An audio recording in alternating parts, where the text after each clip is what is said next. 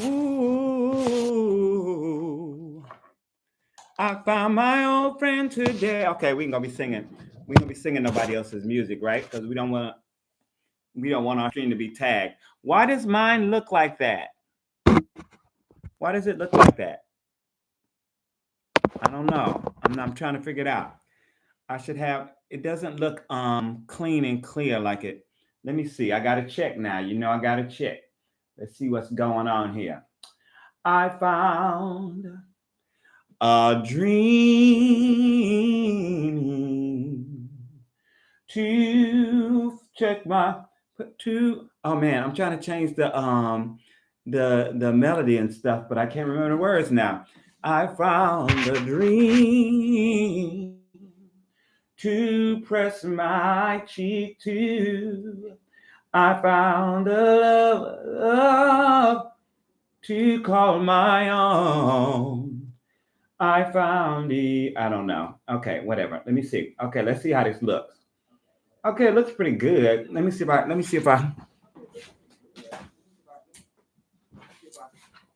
If I cut on a little more light, does it look better? Oh, it does look a lot better like that.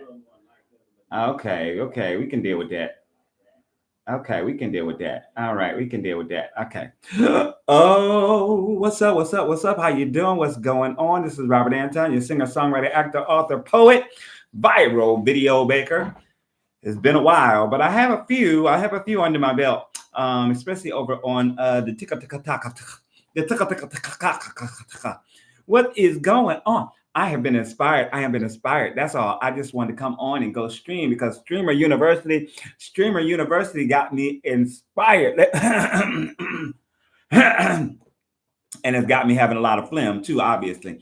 These kids got up there and they went to this little university, and of course, a lot of them already had 100,000, 500,000 followers.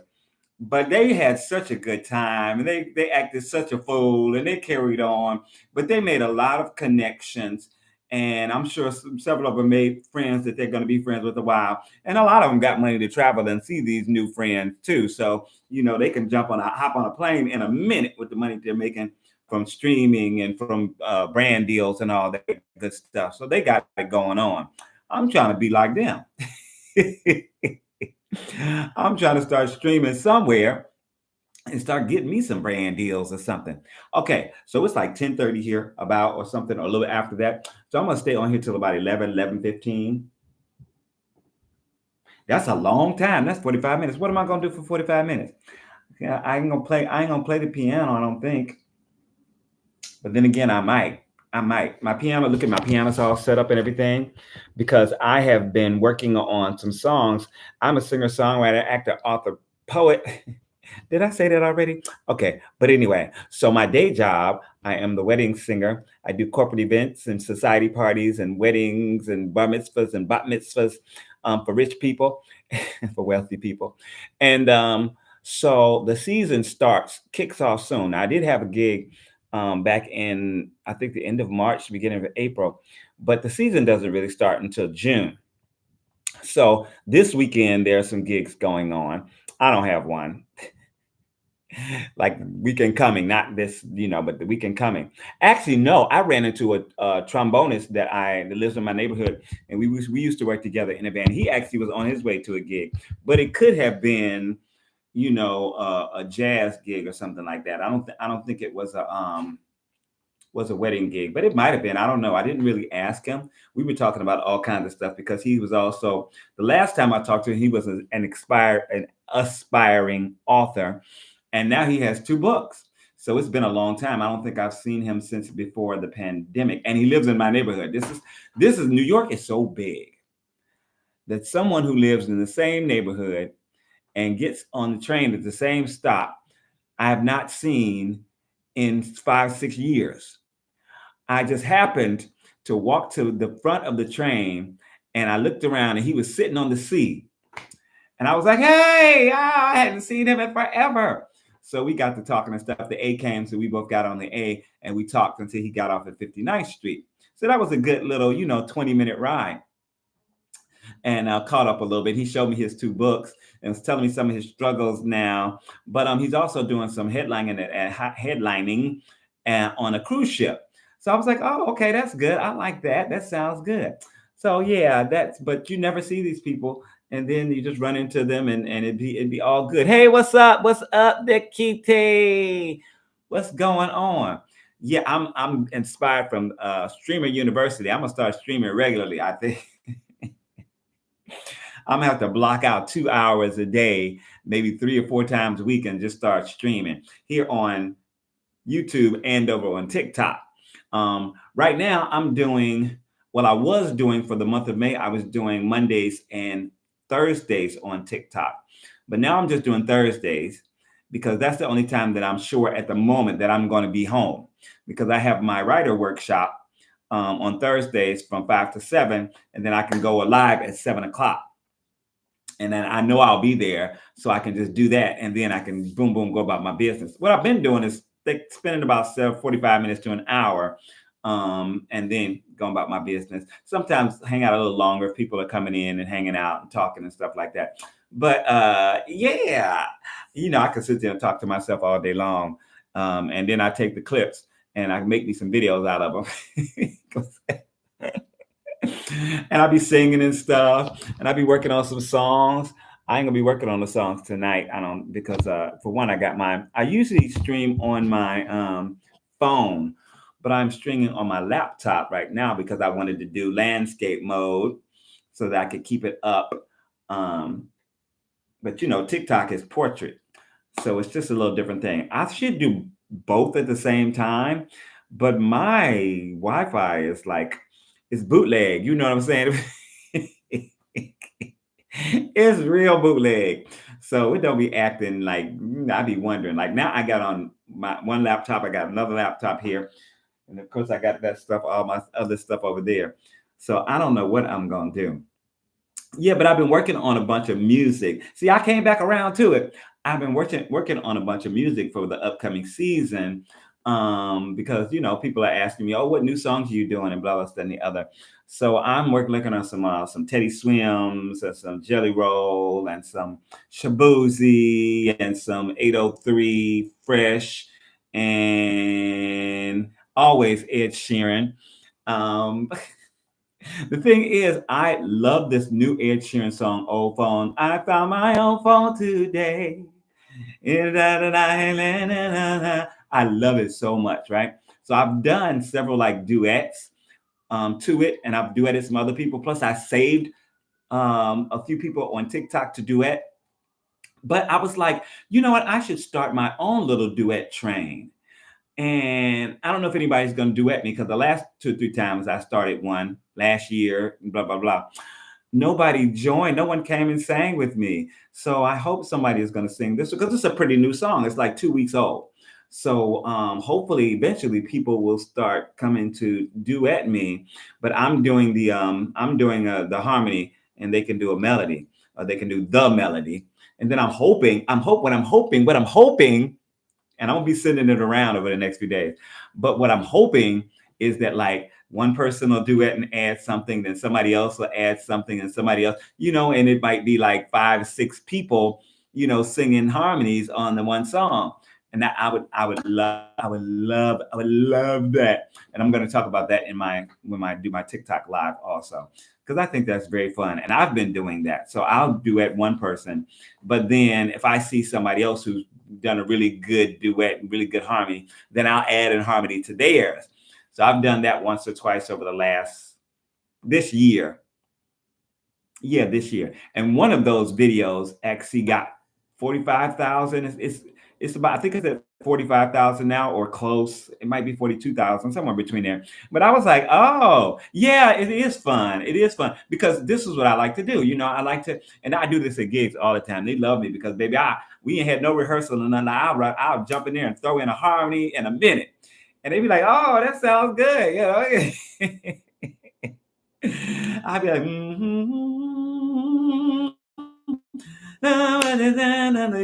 give them a little sixth or a little seventh if it's all filled up. But I also, in a minute, we'll take that bottom harmony. I'm a bass baritone, so in a minute, I'll be like, do, do, do, do, do, do. Plus, what I was doing today is along those lines. the last 2 days I've been trying to figure out how to get like 4, 5, 6 screens on and set up as a template into my what you call it, my video editor. That way I can do some harmony stuff, and I can just drop it in, and it'll be quick, fast, and in a hurry. So once I do the harmony and everything, I can just drop it in and edit it, boom, boom, boom, and put it out. So I think that'll be fun, because I know I'm going to start. Well, I don't know for sure. I don't know for certain, but I have like 3 or 4 songs that I want to start with. And I know I have the happy birthday song over here. And it's that, oh, you said it's your birthday, happy birthday to you. So I'm going to do that in 2 different ways. I want to do just the beginning, because TikTok is very shorter videos.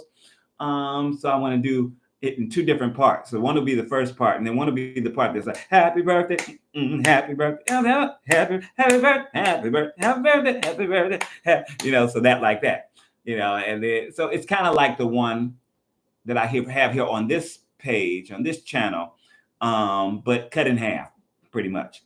And I'm surprised. I've looked at that video. That video still gets, all these years later, it'll get like 3, 4 dozen views a week, and it's at like 100 something thousand. I don't know if it's at 110, 120,000, but like it's still getting views all the time, and people are still sending it out for people's birthday. And I think that's so weird. Unfortunately, I don't have ads on here anymore, so I'm not making any money out of it. But one of my goals this year, by the end of the year, is to go ahead and get those 4,000 hours that you need in order for partnership. You share for birthdays? Thank you. I appreciate it. I used to share for birthdays, but I think everybody has gotten it already. That's why I think I want to do well, many reasons why I want to do it on TikTok. But I can send out the newer version to people now when I put it on TikTok. So it'll be shorter, and it'll be tighter, because hopefully the editing will be better, because I'm a little better at editing, and the sound will be better. And I have my DSLR camera, and I don't think I had my DSLR when I shot that video. I'm pretty sure I didn't. I think I had another smaller camera. So I have my DSLR now, and it's a little bit on the fritz, but it's still working at the moment. I wasn't using it for like 6 months because I thought I couldn't use it. But then I found one little thing that would work with it. One SD card. None of the other SD cards will work with it, but this one SD card will work with it. So at the moment, I'm just working with that until I get the money to get it fixed. But it's doing great. It looks good. I used it today to shoot this Ed Sheeran harmony, and hopefully people are going to come and duet me on that. I already posted it. And so, yeah, I mean, the funny thing is, like, I'm over here doing these videos, and let me tell you, I'm posting. I don't know if you've seen how many videos I'm posting. I'm posting a lot of videos, and I was thinking, what can I do? And I'm always thinking, what else can I do? That might bring in newer people, younger people.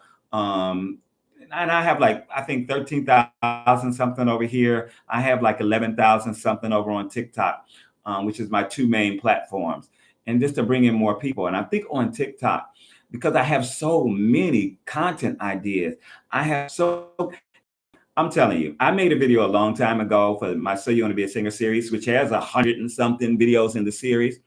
I made a video called Be Prolific, and it was about just when you're creating, just continue, create as much as you can, get as much as you can done, get it started, and if you can complete it. Let me tell you, I take that to heart. I mean, and not even necessarily trying, because I'm really working on my poetry, and right now I'm concentrating, since like August, I've been concentrating on my poetry, and I have probably written 5, 6 dozen poems. I've already had a dozen of them workshopped. I'm having some more workshop this coming week, and I've started submitting. I submitted a few last year, and I've already submitted more than that this year. And then I wrote a poem the other day, yesterday, because we had a party. I went to a party on Saturday. So Sunday I wrote a poem. And then today somebody said something in typed something in the on one of the social media sites, and I answered them and I was like, oh my God. So I went and I wrote a poem, and I started a poem. Um, and I'm pretty fluid. I usually work all the way through it, and then later I go back. I leave it alone, and then later I go back and work on it and try to clean it up and polish it and blah blah blah and the other. But they just content just keeps coming, keeps coming, keeps coming. No matter what I do, no matter and I'm thinking like, man, I have all this content. I want to share a lot of it. I want to share it, or share at least the way I get ideas, because I get ideas from so many, just from everything that I do in life. It seems like gives me an idea for something, whether it be a short story, whether it be a book, whether it be a poem, whether it be a video. I get an idea for something, and I'm thinking, so I actually started writing a little script to try to bring in some people and tell them, come. If you don't have ideas for, if you can't think of ideas for your videos, if you can't think of ideas to write it, if you're a writer, if you can't think about it, come to me. Let's go. I will give you ideas. I will give you ideas, or at least talk about things like I did in So You Want to Be a Singer. I'll give examples of things that I've done or that have helped me to create. That way they can think, oh yeah, oh, this happened, like I should write about this, or that happened, I write about this. And the Ed Sheeran thing, he actually had to pull this phone out, I think for a court case or something like that he hadn't seen, that had been packed away forever. And when he opened it up, he had all these memories came back, and all these things that had happened, and all these people that he'd been in touch with in that time, and girlfriends, and all people who have died since he put the phone away. And that's how he wrote this song. That's inspiration from something that happens in your life, and that is powerful. It's so powerful. I listen. I've told plenty of people everywhere I've gone the last few days. I've told people about this song, "Old Phone" by Ed Sheeran, and the fact that I literally was listening to him play the song on Jimmy Fallon, and I started boohoo crying, because it just brought up so many emotions and memories, good and not as good, but it just did. And I was crying. I was crying. But it was a good cry. I think it was my first cry this year, which I probably needed very badly, to flush out all of that, whatever it is going on up in there. You know what I'm saying? To flush out all the bad stuff, But then I was laughing after that. 'Cause I was laughing at myself because I had been crying so hard, and I was like, man, this song has touched me so deeply. That's the kind of thing that you want to pick up. Like he picked that up and write about it, because who hasn't gone through that kind of thing? Who hasn't picked up something, whether it be a photo or, of course, their phone? But some people don't. Listen, I mean, I can't put that. If I none of these phones, the only way I get rid of my phone mostly is if it dies. Because I can't afford to just be turning over phones and putting phones away and stuff and get a new one. My phone got to be on the last leg. Because I buy mine cash too, so I'm just like, put it on the card. So I think this one's like 500, but this one is now like 4 or 5 years old, and it is still doing what it's got to do. Somebody text me as I pick up my phone. But yeah, you have your 2019 phone. I ain't mad at you. I am not mad at you, because they want you to get a new one every year, and so I can't. For one, I cannot afford that, and for two, you gotta get all that old stuff. You gotta turn over the phone and get your old information into your new phone. And I ain't got time for all that. When this phone is about to die, I'll be going to get, and it might have died by the time I get another one. And I have 3 or 4 older phones. This one I use kind of as a clock. So I use this one, and I use it as an alarm clock. So I don't even have a clock in the house, but I use my phone as an alarm clock. I ain't got time for all that. You tell me all the money that I got all the extra money that I got, I'm trying to save up so I can take me a trip. And I was going to go to Miami. Well, for Memorial Day, my friend of mine's partner, I guess he decided he wanted to go to rehab instead of going to Miami. So he backed out not even a week before they were supposed to leave. So I was like, I have frequent flyer miles, and maybe I can, like, book and join him because he already had the hotel, he had a car, but I was like, okay, so maybe I can join you. Um, but we was both checking to see if we could find flights, and the flights had doubled in price. And the airline that I have, that I'm on, or that I have miles on right now, the most miles on, they didn't have anything for that day. They didn't have anything, I think, because he was leaving on Thursday morning. They have anything until Saturday, and he was coming back Sunday. So I'm like, I can't make it. I tried. I would have enjoyed myself too, but whatever. Cause I don't mind a little last minute something. I'll throw some pieces in a bag and go about my business. If I forget something, I'll buy it while I'm down there. If I need something, I'll pick it up while I'm there and go about my business and have me a good old time. But I actually, the weekend, I had some poetry festivals to go to. I went to a poetry festival at Lincoln Center, and it was a 2-day festival. I only made the first day because I also had a party. My mentor was giving a party on a little rooftop party in where did they live? Down in Brooklyn, somewhere in Brooklyn. I don't know what neighborhood it is, but yeah. So I was going to go to that. They were both at the same time, and I thought I would leave there early and make the last hour of the thing at Lincoln Center. But the thing was, we was having such a good time. And then I hadn't even started drinking. I had drank pretty much nothing the first hour or two that I was there. But when they pulled out the dinner, the food, which is, one of the reasons, because he has an international, people there, they're from all over the place. And someone cooked, and I think it was a Colombian dish. But I, of course, was going to eat, so I had a glass of wine with the food. So by the time we finished eating and chit chatting, it was like 6:30, and I was like, I was going to leave at 6 o'clock because it'd take me an hour to get to Lincoln Center, and the thing was over at 8 o'clock. So I say I got there at 7:30, I'd be the last half hour. So I was like, I'm not gonna make that. So I ended up staying there until like 9:30. Eventually, we moved inside, and they have a little lobby downstairs. There was another party going in, but they made room for us, and we were dancing and having a good time and eating and cocktailing and da da da. They were trying to get me to sing, and I wouldn't sing at first because nobody else was singing. Like everybody's singing along with the music and stuff.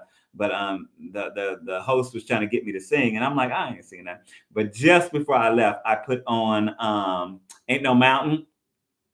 I put that on the speakers, and then I sang along with it and sang to people. They were like, "Oh, yeah, you sound so good." I was like, "Thank you, thank you." And then about 10 minutes later, I was out. I was gone. But yeah, it was such a good party, and I wrote a poem about it the next day because it was interesting because when I got there, the host was down in his apartment getting things together to bring up, snacks and drinks and wine and all that different stuff. And so when I got there, it was mostly Latin people there. So I think there was someone from Colombia, there was someone from Dominican Republic. I mean, he was born here, but he's from Dominican Republic. And then there were a few other people from Puerto Rico, and they were all kind of speaking Spanish. And I was sitting there enjoying myself. I was, just trying to catch as many words as I can and figure out what they were talking about. And they were including me, especially one woman. She was saying, "But isn't so and so and so blah blah blah?" And she was speaking kind of Spanglish, so she was going back between English and Spanish. And so just very much including me, but not like just speaking in Spanish because of me or anything like that, which I love. Do what you got to do. I'm trying to catch as much as I can in Spanish because I've taken Spanish a few times in a few different places. So I was trying to catch as much as I could, and I caught a little bit here and there. But it was an experience. And then as the day went on, several things happened that were very interesting. And the way the day turned, I don't know. It was partially it was kind of raining. It would like sprinkle, and then the sun would be like blazing, and then it would sprinkle some more, and we saw big dark clouds off to the. Yeah, we were gonna move downstairs, and then everybody's like, oh, we can handle the rain, so nobody moved, and it was just all this stuff happened, and it was such a good time, though. I mean, everybody had an amazing time. And then, of course, there were people that came there, and there's some people from China, and there's a woman from Brazil, and like it was just an international. And the guy who hosted it is actually from Colombia. So I came home and I wrote a poem about it because it was a memorable experience, and I want to keep it in my memory. So yeah, it was really good. I was glad I went because I thought about not going and just going to the poetry reading, but I was like, you know what? More poetry readings are coming up. I got like two or three in my what you call it in my schedule already. So yeah, because I'm gonna get serious. I'm gonna start reading out soon, but I want to go and check a few things out and see what people are up to, and get my courage, get my courage up and things like that. And decide which poem I want to read and la la la la, or which poems I want to read and all that good stuff. But I have like a lot of different types of poems. I have some political stuff, and I have of course some love poems, and I have some inspirational type stuff. And then I have a lot of introspective kind of stuff, so like it runs a wide gamut. um, so I think when I do finally read that, I'll be able to kind of read the room and figure out what best will resonate, or at least what I feel comfortable that would possibly resonate. Yeah, but I'm hoping to read for Juneteenth because I have a Juneteenth poem that I wrote, and it's a several voice poem, and we're still trying to figure out. I workshopped it, and the big thing was like to figure out how to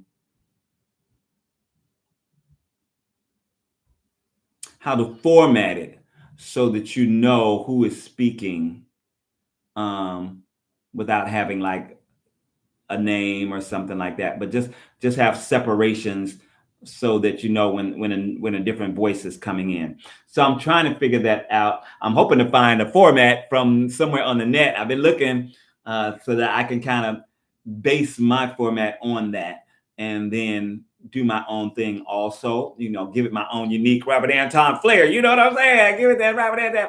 But I'm so silly. But yeah, it's just there's so much going on, and it's so exciting, and life is just it's just amazing. It's just amazing. But I'm also in the zone right now too. So that's another. I'm in that very excited, up, creative zone at the moment, and that's a good place to be. But I'm bound to crash sometimes. So it's got to happen. Now I'm gonna have to sleep like 12 hours a day or 10 hours a day, because I literally been sleeping. I think I went to bed last night at like 1, and I got up at like 6. I couldn't sleep anymore. I like laid there trying to go back to sleep. I was like, let me get up, because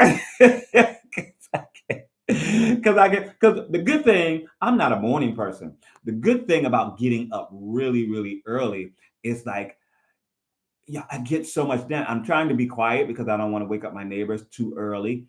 I think 9, 10 o'clock is the time that I start my maybe singing, maybe playing some piano, maybe talking like I'm talking now. But I try to be, pretty quiet, you know, early. So like I'm literally like either working on poetry, I'm working on some of my short stories, reading something, I'm looking, watching the net, or watching some TikToks, and or planning or writing, blah blah blah, or whatever. But I get so much done in like that time from like 6 or 7 until like 10, 10:30, that it's crazy. I get like 3 days worth of what would normally be, work for me. I get like 3 days worth in like those few hours, you know? So it's good, but it's not something I want to do all the time. I wasn't brought up like that. I've always been a vampire. I've always been a night owl. And the only thing that's really changed that over the last few years is the pandemic. So it wasn't a whole lot of the trains here would stop running at midnight, which is crazy for me. So like I was usually home by midnight, and a lot of times before then, during the pandemic, during the lockdowns, I was home before then. So I was getting a little earlier sleep, so I was getting up a little earlier and earlier as time went by. And then I was getting up regularly, 8, 9 o'clock. That ain't me at all. I'm usually 11 noon, but 11 o'clock, noon, all my life, except for maybe when I was waiting tables, when I had to do lunch. Um, but, all my life, I just, I guess I could change it, but I don't want to change it. I don't want. I like sleeping in and being up late at night and going out and stuff like that. And I have to do my gigs and stuff too. And half the time the gig is done. The gig is done at like 11, 11:30, 12 o'clock, and then I have to drive an hour or two to get home. So I'm not getting in till 2 o'clock, and I still have to turn around, get up at 9 o'clock, and go return the car before 12. And then sometime I come back home. I try to do stuff, before I get back to the house. Because I know when I get back to the house, I'm going to knock out for hours, for hours. So I, return the car, go run around the city a little bit, maybe I get a little snack or something. Maybe I pick up whatever I need. Maybe I go somewhere if I want to see something. And then I come home and I crash for a few hours. And boom, then my schedule is messed up. You know what I'm saying? Because I'm up half the night after that, after crashing for a few hours, especially if I sleep for like 4 hours. I can't get to sleep till like two the next morning, to the next. So whatever. It is the life. It's the life that I signed up for.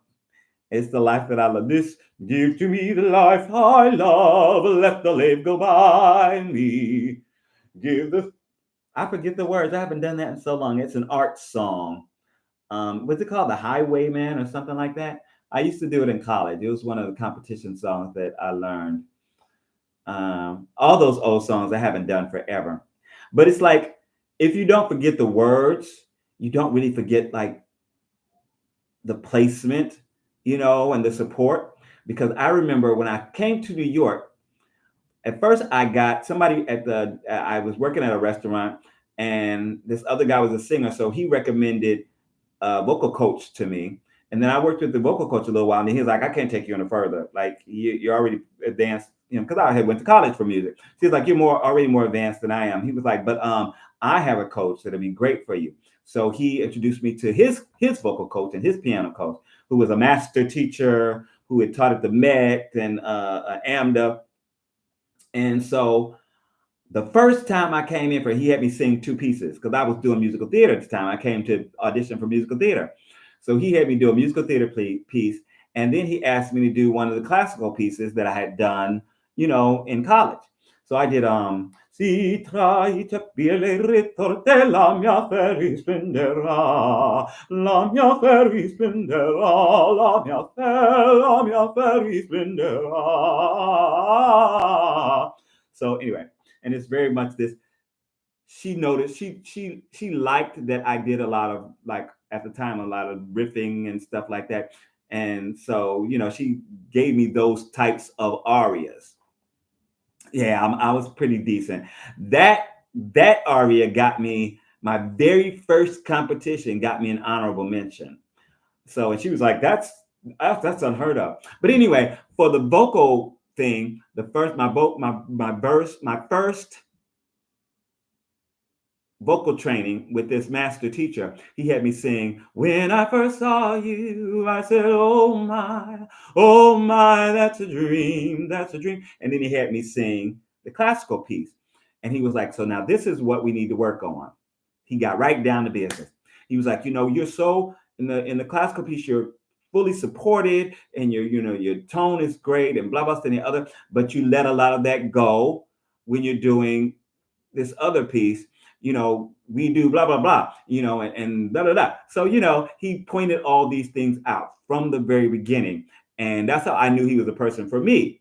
Because he wants to bring all of the beauty and the nuance and the support and the control of the classical voice into whatever type of music I'm doing.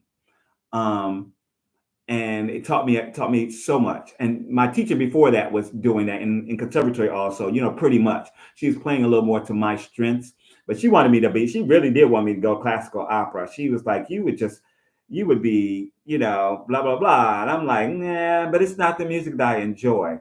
I was taught, I grew up in church, my family ministers and stuff like that. And it was pretty much drummed into us, all of me and all of my siblings and my cousins and all that, pick and choose what you want and be careful what you ask for, because you just might get it, and you might get it and not be happy because it's not what you really wanted. You make sure that you want what you ask for.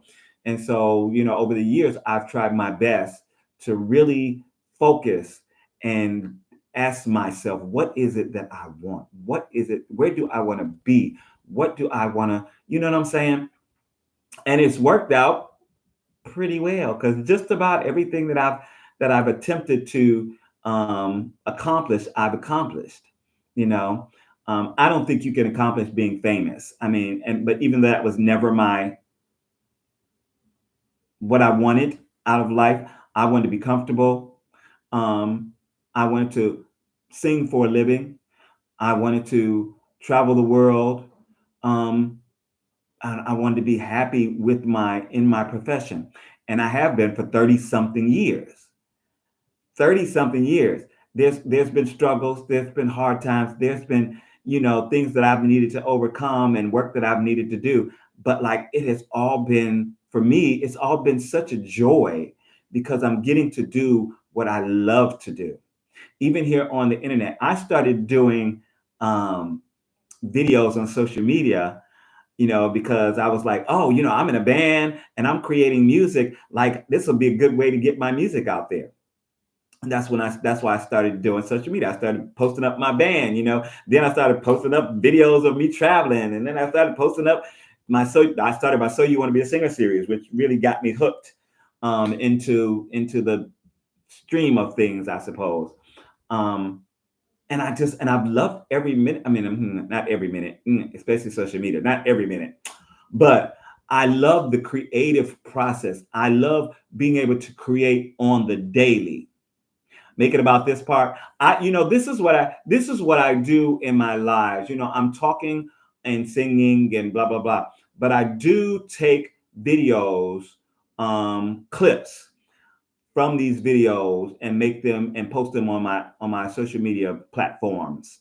So especially on TikTok, I've been taking a lot of videos, but I have like 2 or 3 lives saved right now where I know there are good nuggets of things that I was talking about, or that I want to talk about, that I'm going to come back to and talk about. And this because you said definitely make this about this part, a video about this part. That is something that I would definitely clip some of this too and make a video, make it into a video, because I mean, and a lot of people,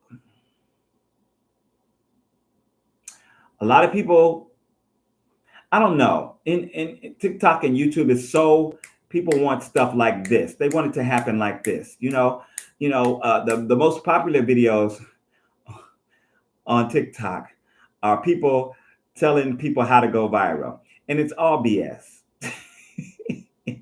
It's all BS. Um, because most people go viral, they don't know why they went viral. I don't know why I went viral. I went viral twice on TikTok. The first time, um, I mean, I can tell the story of how it happened. I was watching videos, I was scrolling, and I came across this video that I was laughing. And of course, I kept scrolling, but the video stayed on my mind. And I was still laughing about it. So I said, let me go back and make a reaction video of me just laughing at this video, which is what I did. And not only did the video go viral, but it went more viral than the guy who I was watching. So I got more views than he did. And he had like 70,000 followers, and I had like 400 at the time, I think. Um, yeah, and so I I I don't know how it happened. I don't know what made it happen, but I can tell you what I was doing in that moment. But I can't. If I go, I could. I mean, the way people are doing it, they could go on and they would go on to the. And say, this is how you go viral. You find a video that really just touches you really and makes you laugh at this, that, and the other, and then you make a reaction to that, and then you post it up and you'll go viral. But it's not going to work like that. I've done it a few other times and it didn't go viral. So after that one went viral, I've done it a few other times and they didn't go viral. So like there's no formula. 2 months later, I went viral again, and that got 1.1 million, and it was going to get more, but they stole my sound. They took the sound away so that there was no sound in the video. But it was just a funny video that I had made a stitch to somebody else because what he was doing was outlandish to me. So I made a stitch of it, and something happened with it. So I remade it, but I did it a little differently, and I had more elements to it. Thought nothing of it, It was just a stitch. It was just something. I thought it was kind of funny, and people were going nuts. They were quoting parts back to me, and they loved the ending, the pancakes. And they were like, oh, you reminded me of Eddie Murphy, and this could be on SNL, and this is genius, and this is the best thing I've seen in this week, and all this different stuff. But I don't know. It was funny, okay? But I can't recreate it. It's something that happened. I was in the moment. I was feeling what was going on and reacting to it. But it's not like you can tell people how to recreate that. So most people, when they go viral, they don't know why they went viral. So they get on telling everybody, oh, you got to do this, you got to do that, you shouldn't do this, you got to make sure to get off the app for a few hours after you post your video, or it won't go viral. All that is BS. All that is BS. And I know that because I've tried some of it. What do you say? I know someone who eats those this is how you go viral videos. He even buys the stuff. Yeah, I mean, tell him don't do that. Don't do that. Just enjoy what you're doing. Enjoy the creativity, because the more you create, the more you can create. The more ideas that you finish, the more you will be able to finish. The more that you apply your craft, the more you apply what you're doing, you get better and better and better at it. So even I think the goal is not necessarily to go viral. The goal is to have a body of work that people look at and then they want to follow you because they know that you are going to give them something that they're not getting anywhere else, or you're going to give them something individual and original that is going to entertain them or help them in some way. So I am constantly, you don't have the app, man, you don't have to get it. But let me tell you, I would not ever advise someone who's not an entertainer or a business person, someone who has something to sell. I would say, yes, get TikTok, because millions, maybe 1 billion people or more are on there, just ripe for the picking. They're just ripe. They just want to see, they're consuming all this content daily for hours and hours and hours. If you're not creating something, and if you just want to watch, it is so addictive. Even me making stuff, I sometimes sit there and watch videos for hours, and I literally, especially when I have stuff that I've got to get done, I literally have to make a list. And every now and then I have to look at my list and then do what I'm going to do. And then I might come back and then I'm like, oh, I got to do so-and-so. And then I'll come back and watch a little bit. And I look at stuff a lot of times, sometimes for inspiration, sometimes to, find something to do with someone, maybe do a duet or something like that, or to see what's popping off or what's beginning to pop off. I do the dances on there sometimes if they're my type of dance, Um, but it's addictive. It is so addictive, and there's a lot of interaction, and it's fun and it's crazy, and there's a lot of information sharing, and it's just it's what YouTube used to be in its early days. That's what, more than anything else, that's what it reminds me of. When we were sharing things, when we were talking back and forth through video, when we were attaching videos to other people's videos, as a response. They were allowing video responses, and we were, just creating stuff together. We were collaborating with different people, and actually getting to know people, because like there are people on YouTube that are huge YouTubers now that I still know personally. Um, You'll be following me on too many apps to be considered stalking at that. But listen, I just put into my all of my descriptions, stalk my social medias. Stalk me, I don't care. I don't I love it. I really do. You know, I'm an entertainer. I can't help it. I don't mind folks hanging around. I love it. Let somebody say something. The thing that I do not get enough of on TikTok, which especially when I was getting viral, but even when I was a smaller TikToker, when I had 4, 5, 600 followers, and I literally went from like 400 or 500 to 10,000 like in 2 or 3 months, because I got one viral video and then I got another viral video 2 months later, and I was at 10,000. Now that was 2 years ago. Now I'm at 11.4 thousand. So I've literally only gotten another 1,000, 1,400 in the last 2 years. Right, and I'm very entertaining, right? And I'm on there having me a good old time. I'm entertaining, I'm informative, I'm positive. You know what I'm saying? Like outgoing, and I'm having a good time, having fun. And I've only gained 1,400 followers in the last 2 years. And I was getting so much more interaction, so many more comments and stuff, at least in memory. Now, memory might fail me a little bit, but in memory, I was getting more comments when I had less viewers before I got those 2 viral videos. I was getting more interaction with people. And I don't know if that's just because, I don't know. I just don't know. I don't know. I don't know. But I keep doing it. I mean, I haven't gotten what I consider a viral video. People always ask, what's a viral video? I mean, it's different for everybody. If you got 200 followers and you get a 20, 30, 40,000 view video in a day or two, that's viral for you, right? For me, I got 10,000 followers.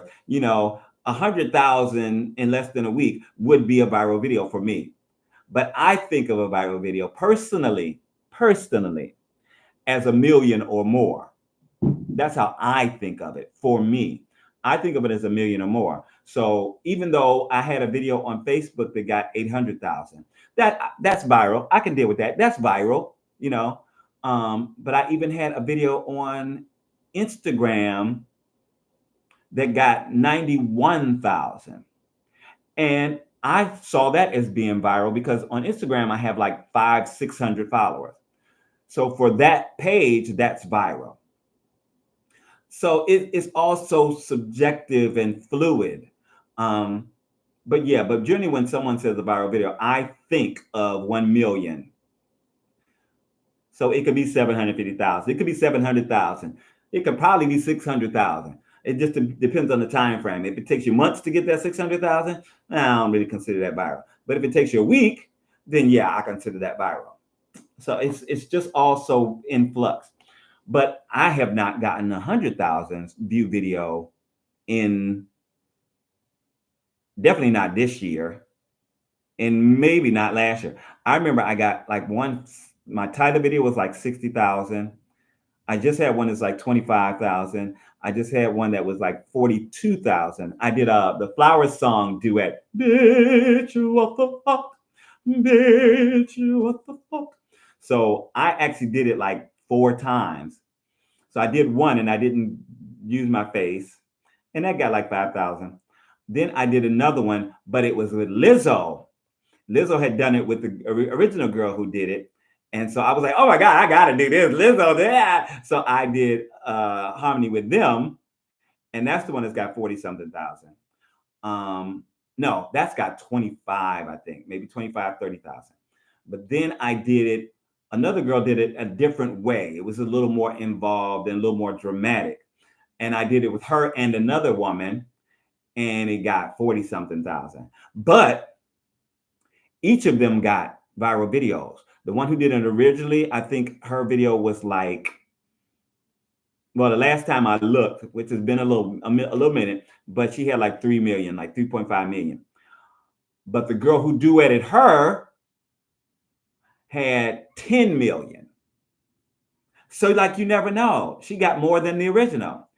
But I think they were both asked to do some special something. I have heard that Flower Song duet. I've heard that in a few ads already. So I don't know if it's the original Flower Song duet or if it's the one that they're doing, because you can't really hear them saying anything, or maybe they're just playing the music. I don't remember, but I do know that I've heard it in a few ads. But they were offered, I think, some kind of brand deal for something together. I wasn't included. Because it's a duet. Somebody said, "Oh, it's a duet," and you came in, you doing your, yeah. But I'm like, because I wanted to do it.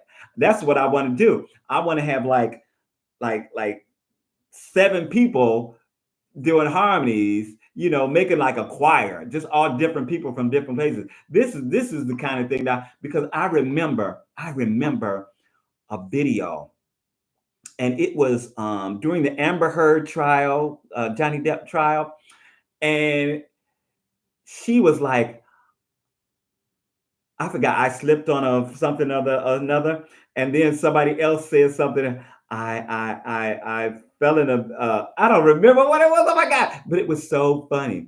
So at first I had reacted to that, and then I added my own little thing to it, and then but like there was like 9 things people had added. Like, oh, I did this, I did this, and then I did, and there was another one that I remember where someone was talking about. Somebody said, "What's a clitoris?"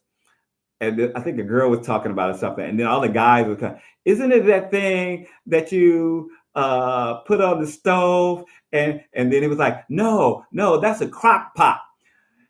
Isn't that? Then he would say, isn't that thing that it was a, no, that's a cape. It kept going. So, and they were all like misinterpreting what a clearance was, and it was just hilarious to me. It was of course it was viral, but I love those kind of trains. I think they are just because it includes so many different peoples from so many different walks of life, and they're all bringing their own spin. And it's like a meme. It's what a meme is. They're all bringing their own little bit of a spin on the subject. I enjoy that so much. I like it so much. I actually am cultivating how to do that. It's one of the things that I'm cultivating how to do. It really is, because I've done it a few times on videos, trying to get something started, and it hasn't always worked out. But I'm trying. I'm trying. There's several little things where I'm the only one that has this done something on a video, and sometimes a big video, and I'm like, why isn't anybody jumping on this? It's like I just did that recently. One guy was talking about because on TikTok now they have, you can put actual pictures in the comments, and so people are, you know how people are. I mean, people are posting pictures of body parts and all kind of nasty stuff, right? And so this one guy was like, he's like, I can't I can't pin a comment on my own video, but people can put so and so's PP in my comment section. and so I, and of course I saw it. I thought it was hilarious and true. So I did. He had over 1 million views on it, and nobody had used his sound. And I was like, why would nobody use this sound? This sound is so good and it's so funny. So I used it, and I got about 2,000 views out of it. And then they restricted it. They said I had like alcohol or substances in the video and stuff. Now, mind you, I barely drink. This is a glass of wine or something, and I had like a smoothie glass in my hand, and all you could see was the straw. And I appealed it, but you can't. It's a whole thing that bothers me so much on TikTok.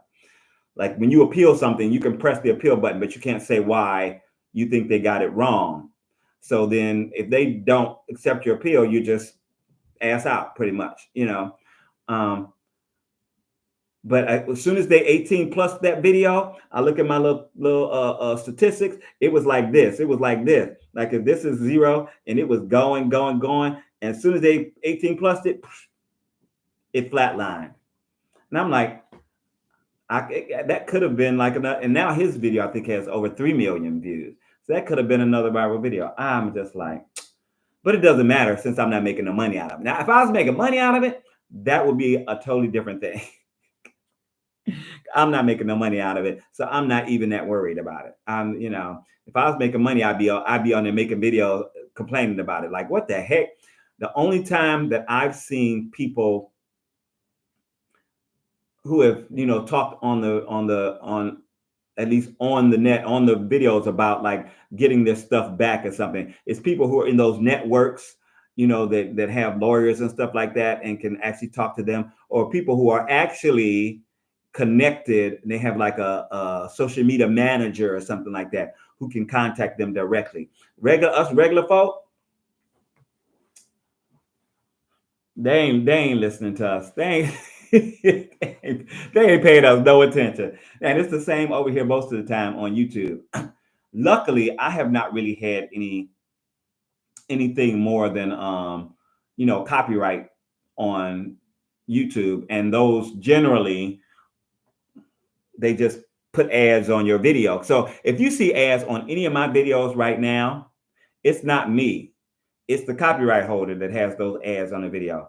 I do not. I've had one of my videos come up and I'm like, how the heck does that have an ad on it? Because I'm not making no money out of it. I used to make money out of it, but they started this whole new thing a few years ago. If you don't have 4,000 watched hours in a year, then you can't monetize. So I wasn't even doing videos that much by that time on here. So how could I have 4,000? I mean, I was still doing some, but I wasn't like no regular or nothing like that. And I wasn't paying no attention. I was like, whatever. So now, but now, since I didn't watch Streaming University and I see all these kids making all this money, I might have to start streaming regularly. And by the end of the year, try to get me my little 4,000 watched hours so I can start making some more money. Because the funny thing is, when I was making money, when I was a YouTube partner, I didn't really spend that money on anything but stuff to make better videos. I got good editing software. I got my soft boxes, which are starting to fall apart now, but I still have them. I got my condenser microphone. I got my green screen. I got all of this stuff in order to make better videos. I wasn't really like out just like spending money on all kinds of different stuff. That's not really even me. Now, what I will spend some dough on is getting me on a plane and going somewhere for like my birthday or for a special occasion or something like that. I'll do that in a minute because I need a little getaway during the winter and I want to go somewhere warm. That's something I'll spend a little extra money on. But I spent a lot of that money on things to make better videos because I wanted to make more money, and I wanted to have more reach and stuff like that. But whatever. Hopefully, I will be able to eventually monetize again. So, and I just over the last week or two, I really just have started thinking about that. Again, especially watching Streamer University. If you don't know what Streamer University is, Kai Sanat, a big streamer on Twitch, one of the biggest streamers on Twitch, like a 23-year-old little young man, um, lots and lots and lots of followers. He was just at the American Music Awards, his first time at the American Music Awards. He's been to, I think, the Met Gala. He's been to all these different award shows and stuff like that. I met all these celebrities, hanging out with who's the little shorty comedian. Shorty. And I had to do like this. Kevin Hart. I had to do like this. I hope he don't see this. I'd be like the little shorty. He's hanging out with Kevin Hart and was Tyler, hanging out with Tyler and all these different celebrities and stuff like that. But he made something called a Streamer University, and he invited all of these streamers to come. They had to apply and stuff like that, and so many were accepted and all that good stuff. And they were there learning about brand deals and making better content, and they were there networking and making a bunch of videos and stuff together. And they were all very young. They were all in their teens to early 20s. There was a few like in they're maybe in their late 20s, early 30s, but they're all very young. But they are all doing so many things on the internet, and it all comes from streaming and just doing what they do on the net. It's and what I've been doing for 20 years, just on here, just doing what I do, singing and acting and writing and talking to folks and entertaining, and they are making buku dollars. And I'm like, where's mine? Like, where's mine? I need some of that too. I ain't trying to break the bank. Give me a good 100,000 a year. You know what I'm saying? I'm good. Let me get that 100,000. Because like I said, I got plenty of content. I got content out the wazoo. I can show y'all lists and lists and lists and lists and lists and lists and lists of video ideas, of series ideas, of ideas for skits. And I do some of my skits. I do end up shooting some of my skits. But sometimes they're so involved and there's got so many moving parts that I'm like, I need a few other people to create with, and to we all shooting each other's stuff and stuff like that. And so I did actually, in order to try to facilitate that, I did go to a big meetup 2 weeks ago, and I met one person. I met like a half a dozen people. I mean, I talked to and chilled with a half a different people, but none of them were content creators. I met one big content creator, Tyshawn Lawrence. He's got like 19 million followers, and talked to him, and we took pictures together. But I really need to meet some people in my range, in that, I don't know, 20 to 30K range to collab with on the regular. To like, we have scripts, and I want to get this done, and I want to get this done. Okay, I'll do this for you. You do this for me. You know what I'm saying? So that we can do more content. And I am pushing for that, and I'm talking about that on my lives. And I haven't made any videos lately about it, but I think I need to make some videos about it. Start making videos, like, if I need to, once a week or at least once a month, but like regularly, until I actually meet people who, some good people to end up getting together and doing things. Now, a lot of times, a good little creator community, because there's so much you can do with the community that you may not. Now, it does add drama, and and you have have people's clashing personalities and all this good stuff like that. But generally, in the beginning, everybody's tranquilo. They lay back, they chill, and then it comes a point where people are kind of somebody comes out as the leader and whatever, blah blah blah. Somebody else wants to be the leader, but I'm not worried about all of that, because now, again, watch this Streamer University. Now, even that could be good content. Even the clashes, even the arguments, Even that's like a reality show. Even that's good content. Because I was watching some of the stuff that was happening at this stream. And I didn't watch like I may have watched a stream or two for like 5 minutes, but I wasn't sitting around watching these streamers, these kids. But I have seen many videos with clips of what was going on, people talking about, the streamers and talking about, how pretty much it's changing things because Kai Cenat was offered millions of dollars by like Netflix and Amazon and all these different streaming services to host his show. But he was like, no, this is going to be on my stream. This is going to be this is because he doesn't want anyone to own his stuff. And I love that for him because one, he's already a millionaire. So if you're a millionaire and you can afford to foot your own bill, you should. You should spend that money because it's only going to come back to you. And from what I hear, from the grapevine, he has already made $10 million from Streaming University. Okay. So whatever he put into it, the 2-3 million he put into it, if it was that much, he's made that back big time. I might be here and I can come on back whenever you get ready, but he's made that money back. So I just say that to say there's so much money out there just waiting for us to go and get it. Whoever you are, whatever you do, just waiting. And I want to get some of mine. I mean, like I said, I have made a little bit of money on YouTube.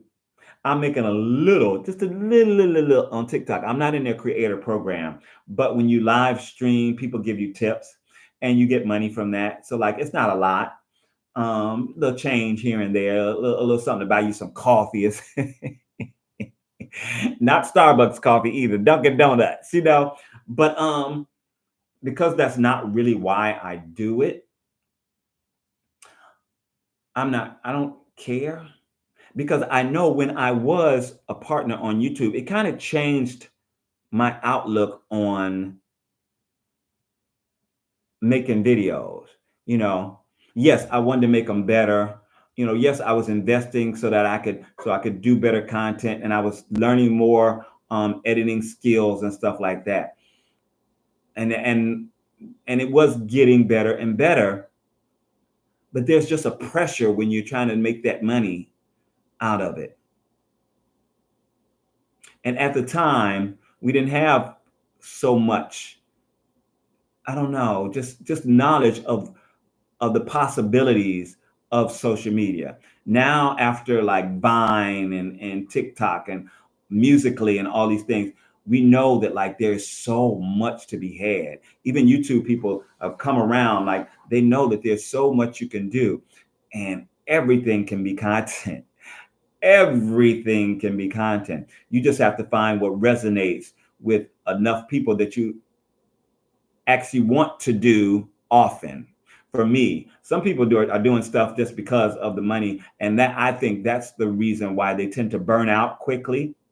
Because I've been making videos for 20 something years, and I have never really burnt out. If I'm busy and stuff and I don't get a chance to make some videos or post videos, then yeah, because I'm generally always taking video and stuff like that. But maybe I don't have time to edit. Maybe I don't have time to post it. But like, and I wasn't feeling well last year for about 6 months. I had, my teeth was killing me, blah, blah, and the other. And I eventually had to have a extraction way in the back. It was my wisdom tooth. But so like I was still posting every now and then, but I wasn't like posting a lot. And I wasn't posting my best. You know what I'm saying? At least in my opinion. I wasn't as into it because I had stuff going on, personal stuff going on. But since 2006, especially, before that, yes, I had been doing stuff. But since I've been on YouTube, since I started YouTube in 2006, I have pretty much posted consistently at least once a week for the last 20 something years.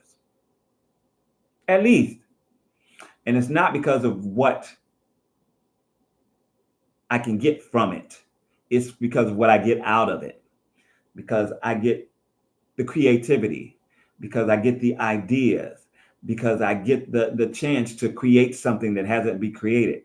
Maybe eventually, this is always the hope of a creative person, is that eventually you will create something that will blow up, that will change the game, or start a new, start something fresh and new, that's never been done before, or that would inspire other people to do, to inspire a whole different genre of video making or something like that. This is what most creative people, even if they don't realize it, are working towards, making their mark on whatever it is, the world, on life, on civilization. I don't know.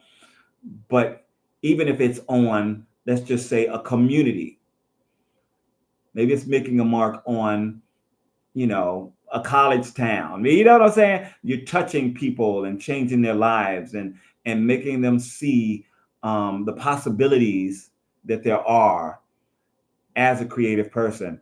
And because I got this all the time from people outside of my family, not my family. My father also was a singer, and he was traveling the world when I was young and stuff like that. So they all knew that you could make a living at this.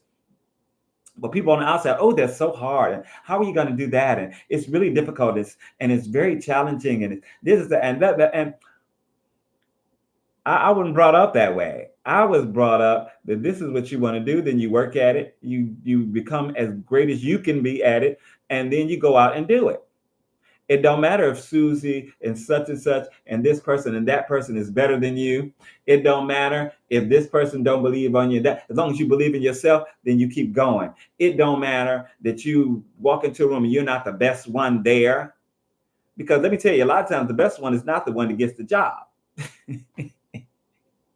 It's the one that's, that they like, the one that has a good aura, the one that fits into the costume sometime, the one that, they just get a premonition about, the one that handles whatever they throw at them best. Because sometimes somebody who's really, really has their thing and they're really amazing, you ask them to do something just a little different, and it doesn't click, because they do what they do, and they do what they do so well that they're not going to change that. They don't know how to change it.